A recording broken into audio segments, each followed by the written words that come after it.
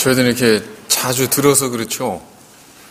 어제 그 연합집회에서 저희 새날교회가 찬양대가, 희엘 찬양대가 찬양을 했었는데, 볼륨 좀 올려주시겠어요?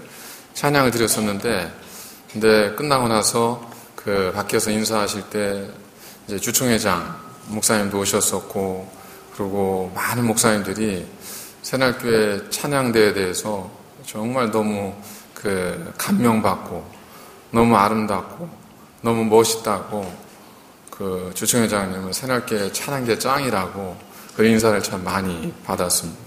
숫자가 많았던 것도 아니고 2인원보다 더 적었던 것 같아요. 그런데도 하나님께서 그 찬양을 통해서 많은 이들에게 하나님의 사랑과 그 따스함을 알게 하셨습니다. 그러니까 너무 저희 곁에 가까이 있으면 저희들이 느끼지 못할 수 있습니다. 그래서 우리에게 어떤 감사의 의미를 알기 위해서는 불편해질 필요가 있습니다. 신발이 발에 딱 맞으면 신발의 존재를 우리는 알지를 못합니다. 옷이 몸에 딱 맞으면 옷을 입었는지 안 입었는지 우리는 알지를 못합니다. 하지만 신발 안에 모래 한 알갱이만 들어가 있어도 그래도 우리는 내가 신었는지 벗었는지, 내가 지금 어떤지에 대해서 정확하게 알 수 있습니다. 불편함은 우리로 하여금 본질을 찾고 정말 중요한 것이 무엇인지를 우리로 알게 하는 소중한 어떤 메시지를 우리에게 전해줍니다. 그러니까 편한 것을 찾고 익숙한 것을 찾는 것은 결국 우리가 계속 과거에 매여서 더 이상 변화됨이 없는 그러한 안주하는 삶으로 나아가는 것뿐입니다.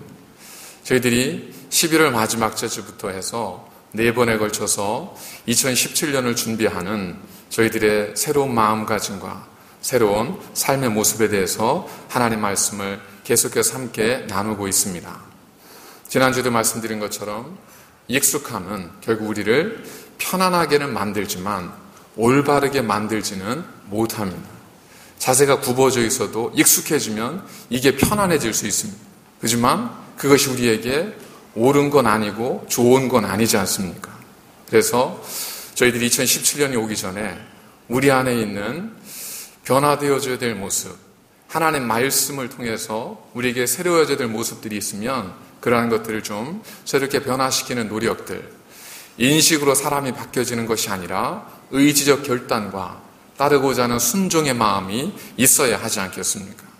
그래서 오늘은 좀 지난주에 말씀드려서 어떻게 좀 여러분들이 예배에 새로운 변화를 주셨나 하고 유심히 살펴봤더니 좀 안 오셨더라고요, 다들. 예. 그래서 그쪽으로 변화를 말씀드린 건 아니었었는데, 예, 이상하게 자꾸 변해간다 싶습니다. 그게 아니라 정말 하나님의 기뻐하시는 쪽으로, 좀 불편한 쪽으로, 조금 내게 유익하지 않은 것처럼 보이는 쪽으로 변화되어지는 것이 하나님 안에서의 변화는 우리에게 큰 유익함이 있다는 겁니다. 그런 저희들 2016년 12월이 되고 또 그 마음으로 2017년을 맞이하셔서 2017년 여러분들 기대 없이 시작되는 한 해가 아니라 하나님의 놀라우신 은혜와 사랑을 기대하고 시작할 수 있는 그러한 시간들이 되시기를 먼저 주의 이름으로 간절히 축원을 드립니다. 지금까지 내가 알고 있던 것이 만약 사실이 아니라면 어떨까 하는 생각을 이제 가끔 해봅니다. 다들 가방을 들고 오셨는데 선물을 받았을 수도 있고 아마 구입하셨을 수도 있고 뭐 여러 가지 사연들이 있으시겠죠. 근데 특별히 이제 선물을 받은 경우에 진짜인 줄 알았는데 나중에 알고 보니까 진품이 아니라 가품이라는 사실을 알게 되었을 때 여러분 어떠실까요? 좀 서운하죠. 그걸 선물해 준 분에게 좀 섭섭한 마음도 들 수 있습니다. 그리고 보기 싫을 수도 있어요. 그러나 그렇다고 해서 그것 때문에 인생이 바뀌지는 않습니다. 그냥 가방은 그런가 보다 하고 쓰지 않든지 혹은 그럼에도 불구하고 사용하면 그만입니다. 그런데 때로는 그것보다 조금 더 심각한 문제에 있어서 우리가 생각하는 것과 다른 사실들을 우리가 만날 때가 있습니다. 어떤 한 부모가 이제 자녀를 열심히 잘 키웠습니다. 그리고 아이가 사춘기를 지나고 이제 성년이 되어갈 때쯤 됐을 때 10대 후반이 되었을 때 이 부모가 놀라운 사실을 알게 됩니다. 자기가 지금까지 자기 자식이라고 생각했던 내 자식이 사실은 내 친자식이 아닌 겁니다. 사연을 알고 봤더니 병원에서 간호사가 이 출산하고 아이에게 이름표를 붙이는 과정에서 아이가 뒤바뀐 겁니다. 그런 이야기를 종종 기사를 통해서 여러분 접하게 되지 않습니까? 어떤 아이가 그 사실을 알게 된 겁니다. 내 부모님이 나를 낳아준 친부모님이 아니라는 것을 알게 되었을 때 여러분 어떨까요? 좀 속상하고 좀 서운하고 그래도 이만큼 살아왔으니까 하고 아무 일도 없었다는 듯이 살아갈 수는 없지 않겠습니까? 내 자녀가 사실은 내 친자녀가 아니라는 것을 그 황당한 사실을 알게 되었을 때 여러분 부모의 마음이 어떨까요? 넌 아니야 그러진 않겠지만 참 가슴 한켠에 정말 말할 수 없는 아픔이 밀려오지 않겠습니까? 얘는 누구고 나는 누구고 또 어딘가에 있을 내 핏줄기는 또 누구인가? 이런 질문들, 이런 고민들이 생기지 않겠습니까? 이처럼 우리들에게 있어서는 그냥 나라고 하는 존재, 내 인생이 그렇게 시간의 흐름 속에 자연스럽게 만들어져 가는 것 같지만 사실은 우리 모두는 내가 누구인가라고 하는 하나님이 부여하셨던 세상이 주었던 자연의 섭리 속에서 부여되어졌던 그 사실 위에서 우리는 우리 한 사람 한 사람의 인격과 인생을 만들어 가게 됩니다. 나는 남자인데 아무리 생각해도 내가 남자처럼 안 여겨지는 사람들 있지 않습니까? 그들을 가리켜서 성정체성의 혼란. 우리가 내가 아는 것과 실제 내가 다르면 혼란스러울 수밖에 없습니다. 우리는 그러한 나라고 하는 사실들의 기초 위에서 우리의 삶을 만들어가기 때문이죠. 직장인들을 위해서 지은 책 가운데 일본 저자가 지은 책이 한 권이 있는데 꼭 필요한 사람, 있으나 마나한 사람, 없는 편이 나은 사람이라고 하는 책이 있습니다. 나는 이 직장에서 꼭 필요한 사람인가? 나는 있으나 마나한 사람인가? 나는 없는 편이 나은 사람인가? 어떻게 보면 참 무시무시한 말이지 않습니까? 내가 누군가에게 없는 편이 나은 사람이라고 하고 그렇게 인정된다는 것은 정말 가슴 아픈 비극일 수밖에 없지 않겠습니까?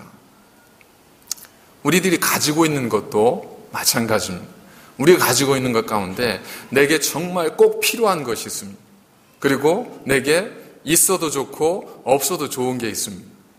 그리고 없는 편이 나은 게 있습니다. 우리에게 돈도 있고 건강도 있고 여러 가지 가족들도 있고 집도 있고 차도 있고 자녀들도 있고 참 많은 것들이 있지 않습니까? 이런 것들 가운데 나에게 꼭 있어야 될 것 혹은 있어도 되는 것, 없어도 되는 것 혹은 없는 편이 나은 것 이러한 것들은 우리가 딱 이거다라고 규정을 할 수 없겠죠. 한 사람마다 다 다를 수 있습니다. 어떤 사람은 부자가 되었으면 좋겠다 생각했는데 정말 부자가 되었습니다. 그런데 그것이 그에게 오히려 독이 되어서 그 인생이 망쳐진 사람도 있습니다. 이런 것들을 통해서 보면 우리 모두에게도 꼭 필요한 것이 있고 있어도 그만 없어도 그만인 것이 있고 없는 편이 그 사람에게 오히려 유익하고 나은 것이 있는데 이걸 어떻게 구분할 수 있겠는가? 나에게 꼭 필요한 것은 무엇인가? 여러분, 내게 필요하다는 것은 그냥 내가 선택할 수 있는 부분의 차원을 뛰어넘는 겁니다. 나에게 꼭 필요한 것은 내가 나 되기 위해서 반드시 있어야만 하는 어떤 것입니다. 그래서 나에게 꼭 필요한 것들에 대해서 구분할 수 있는 좋은 방법은 우리가 위급한 상황 그리고 극단적 상황에 우리가 처해보면 우리에게 있어서 정말 필요한 것이 무엇인지, 내게 있어서 있어도 그만, 없어도 그만인 것이 무엇인지, 내게 없는 편이 나은 것이 무엇인지를 우리가 분명히 알게 됩니다. 배 하나가 바다를 가로질러 가다가 중간에 배에 물이 새기 시작합니다. 자, 당연히 배에 태운 사람들은 그 새는 배 위에서 살기 위해서 뭘 하겠습니까? 물을 퍼내겠죠. 근데 퍼내는 것보다 더 물이 많이 들어와요. 그러면 이제 어쩔 수 없이 그들이 가지고 있는 것들을 하나씩 내어 던져서 배를 한시라도 가볍게 만들어서 누군가 구조할 때까지 시간을 벌어야 하지 않겠습니까? 그 순간에 우리가 생각하게 되는 것이 뭐냐면 이게 정말 나에게 꼭 필요한 거냐? 있으면 좋지만 없어도 되는 거냐? 지금 이 순간에 이것은 없는 편이 나은 거냐? 하는 것이 결정이 되게 됩니다. 평상시에는 그게 뭔지를 잘 모를 수 있습니다. 평상시에는 정말 내게 필요한 것이 무엇인지를 분별하지 못할 때가 참 많습니다. 왜요? 우리의 성경에 말씀하고 있는 것처럼 육신의 정욕과 안목이 우리의 눈을 가려서 우리로 하여금 무엇이 우리가 정말 필요한지를 알지 못하게 우리의 눈을 가리기 때문에 그렇습니다. 그러나 생명과 관련된 위급한 상황에 우리가 처하게 되면 누구라도 지혜가 있든 없든 지식이 있든 없든 누구나 다 내게 지금 필요한 것이 무엇인지는 분명하게 알게 됩니다. 예전에도 한번 말씀드린 적이 있지만 제가 그 호주 온 지 2년째 되었을 때 그 한 유닛에 여기서는 세컨드 플로어니까 한국식으로 따지면 3층이겠죠. 1층 이제 그라운드 플로어가 주차장이었으니까 거기 살 때 한밤중에 이제 이 게라지 1층에서 이제 불이 났습니다. 마약을 한 친구들이 이제 쓰레기통이 쭉 널려 있는데 거기 플라스틱 쓰레기통에 불을 질러버린 거죠. 한밤중에 일어나서 냄새가 나서 불 났다고 소리를 지르면 나가야 된다고 할 때 이제 뭐 겨를이 없죠. 그래서 그때 석찬이가 3살인가 그랬던 것 같습니다. 3살인가 4살인가. 오밤중에 일어나서 집사람이 불 났다고 빨리 나가야 된다고 그 얘기를 딱 듣자마자 뭘 생각할 겨를이 없죠. 그래서 그래 하고 딱 일어나 보니까 연기가 느껴지는 거예요. 나가야 되겠다. 제일 먼저 석찬이를 딱 이제 허리에 꼈죠. 그리고 나가면서 불이 나면 탈 수도 있고 전소가 될 수도 있으니까 그 순간에 생각하고 한 게 아니에요. 우리가 정말 필요한 것은 우리가 본능적으로 딱 챙기게 되어 있습니다. 제가 뭘 챙겼냐 하면 지갑 그거랑 열쇠를 챙겼습니다. 제가 아마 그때 성경책을 챙겼으면 저 여기 없을 겁니다. 그거 간증하면서 아마 세계를 다닐 텐데 정말 하나님 우리에게 기회를 주시는데 결국 그 기회를 어떻게 활용하느냐에 따라 인생이 달라지는 거지 기회가 없는 게 절대 아니거든요. 그때 지갑하고 열쇠를 딱 챙기고 그 캄캄한 연기로 자욱한 이 계단을 가로질러서 그렇게 밑으로 내려간 적이 있었습니다. 아마도 그 전날 어떤 집사님이 낚시 갔다 오시면서 전복을 따서 목사님 한 개, 저 한 개 드십시다 하고 갖다 준 게 냉장고에 있었습니다.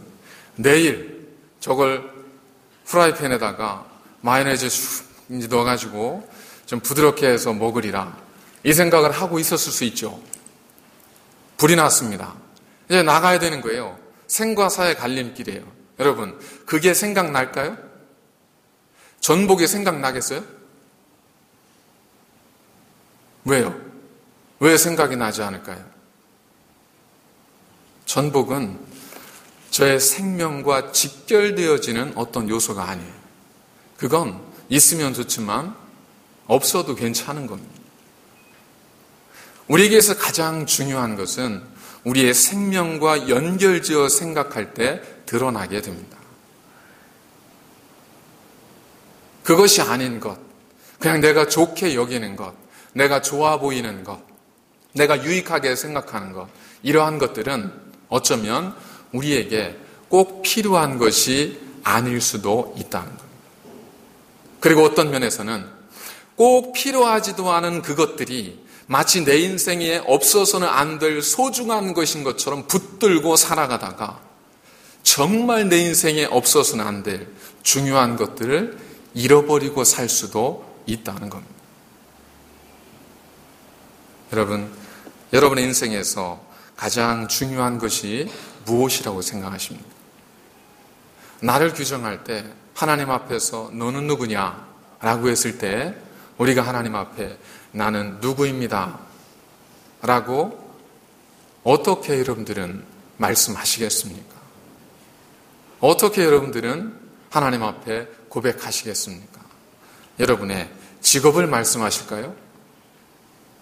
그것도 이 땅 살아가는 동안입니다. 그것도 내가 일할 수 있는 힘이 있을 동안입니다. 내가 누구의 아버지입니다. 누구의 딸입니다. 이렇게 이야기할 수 있을 겁니다. 하지만 그것도 그저 목숨 붙어 있을 때입니다. 먼저 가는 자식 앞에서 내가 누구의 애비입니다. 말할 수 없지 않겠습니까? 의미 없다는 얘기가 아니라 모든 것들은 내가 누구인가를 규명할 수 있는 정말 중요한 요소들이 아닐 수 있다는 겁니다. 우리가 지금 그렇게 소중하게 생각하고 그것 아니면 안 되는 것처럼 생각해서 내 모든 것들을 다 밀어놓고 그거 하나 붙들기 위해 살아가는 우리의 걸음, 우리가 원하는 그것이 사실은 우리의 생명과 관련해 생각해 보면 정말 필요한 것이 아닐 수도 있다는 겁니다. 오늘 하나님께서는 우리에게 그 말씀을 해주시고 있는 겁니다.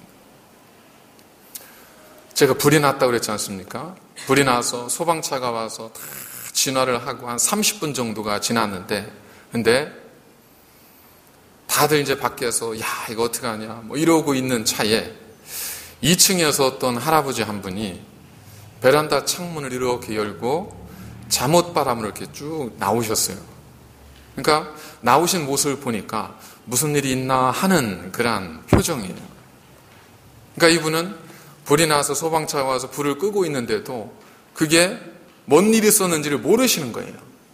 그리고 나와서는 이렇게 허리를 극적거리면서 돌리시는데 이 등에 하얀 런닝을 입고 있었는데 등이 이렇게 찢어져가지고 뻥크가 펑 난 거예요. 그러니까 거기